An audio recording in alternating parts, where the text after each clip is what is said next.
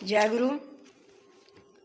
आज मैं सदाचार पर जो वर्तमान परिप्रेक्ष्य में इसकी आवश्यकता है, परम दयाल श्री ठाकुर जी के भावधारा पर मनुष्य कैसे बचेगा और कैसे बढ़ेगा सदाचार के नियमों के पालन करने से, इस पर मैं विशेष रूप से आप को प्रकाश करने जा रहा हूँ। श्री ठाकुर जी का कहना है, सदाचार में बचते बढ़ते लक्ष्मी रहती उसके घर में। सदाचार का नियम पालन करने से ही आदमी हर तरह से शरीर, मन और आत्मा से वह पवित्र होता है और स्वस्थ होता है। प्रकृति का नियम है कि मनुष्य स्वस्थ होकर जीवन शरीर 100 वर्षों तक जिए। इसी के लिए शास्त्र में कहा गया है, आचार परमो धर्म। आचरण से बड़ा कोई धर्म नहीं है। तो सदाचार में है सत्य जोर आचार, ऐसा आचार आचरण जो हमारे सत्य का था, अर्थात इसकी उत्पत्ति अस धातु से हुई है, अस्तित्व की रक्षा। ऐसा आचरण जो मेरे जीवन की रक्षा करे, जो जीवन को बचाने पढ़ाने में हमको पोषण दे। इसी को ठाकुर जी कहते हैं, existential go of life is धर्म। अस्तित्वमुखी चलन को ही धर्म कहा गया है। फिर ठाकुर जी कहते हैं, सदाचार एक स्वास्थ्य का नियम है जो मनुष्य को बचने और बढ़ने की ओर ले जाता है। सदाचार is a hygienic law which leads life wing to becoming. फिर ठाकुर जी कहते हैं, यह सदाचार जो है वह 3 तरह का होता है। एक है शारीरिक सदाचार, दूसरा है मानसिक, तीसरा आध्यात्मिक। तीनों पर मैं कम ही शब्दों में प्रयास करके इसको एक्सप्लेन करने की कोशिश करता हूँ। शारीरिक सदाचार, इसमें 2 बातें हमारे अंतर्गत आती है। पहला है हमारा खान पान है, रहन सहन है।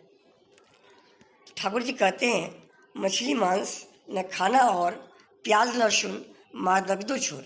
मछली मांस, प्याज लहसुन मादक पदार्थ के सेवन से मनुष्य रोगग्रस्त होता है। मादक पदार्थ में गुटखा खाना, जर्दा, शराब पीना इत्यादि के सेवन से मनुष्य की शरीर की प्रतिरोधक क्षमता घटती है। मनुष्य का शरीर स्नायुओं के जाल से बिछा हुआ है।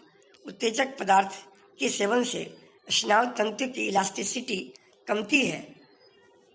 ऐसे पदार्थ के सेवन करने वालों की आयु घटती है, चेहरे पर झुर्री दिखाई पड़ती है। अभी जो सारा विश्व जिस डर से प्रकंपित हो रहा है वह है कोरोना वायरस। इसके शिकार जिनके शरीर की प्रतिरोधक क्षमता कम होती है, वैसे ही लोग ज़्यादा शिकार होते हैं। इसलिए जो लोग शाकाहारी हैं, सदाचारी हैं, ईश्वरमुखी हैं, उनमें पॉजिटिविटी ज़्यादा होती है और बचने बढ़ने की आकृति उनमें ज़्यादा होती है। डिप्रेशन के शिकार वे नहीं होते हैं। इसलिए रोग प्रतिरोधक क्षमता उनमें ज़्यादा होती है। बाइबल में है, spirit is willing but flesh is weak. आत्मा जो है वह बचना चाहती है, लेकिन शरीर कमजोर है। इसलिए स्वस्थ शरीर में स्वस्थ मन का निवास कहा गया है। Sound mind in a sound body. Shri Thakur ji ने शरीर, मन और आत्मा तीनों के पोषण के लिए इस कलयुग में यजन अर्थात उषा निशा में मंत्र की साधना, चलते फिरते जप पर ज़्यादा जोर दिया। याजन, एलिवेटिंग टॉक, ईश्वरीय चर्चा पर ज़्यादा जोर दिया। इष्टवृत्ति जिसके करने से हमारे शरीर की रक्षा होती है।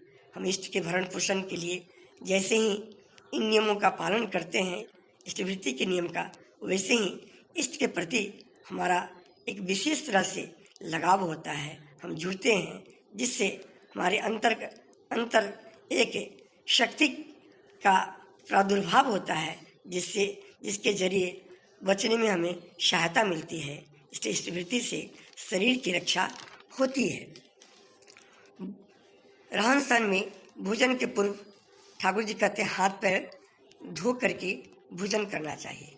सोने के समय ठाकुर जी कहते हैं हाथ पैर धो करके पैर को बढ़िया से पूछ कर, मतलब पैर को सूखा रख करके तब सोना चाहिए। इसमें भी एक विज्ञान है। हाथ पैर धोकर खाने से हमारा तंतु जो है वह शांत होता है और पाचन शक्ति हमारी बढ़ती है। इसी तरह सोने के समय पैर अगर गर्म रहता है तो किसी तरह का कोई स्नायुविक गड़बड़ी हमारे अंतर्गत नहीं आती है और हमारा पैर गर्म रहने से हमारी निद्रा अधिक सुचारू ढंग से होती है।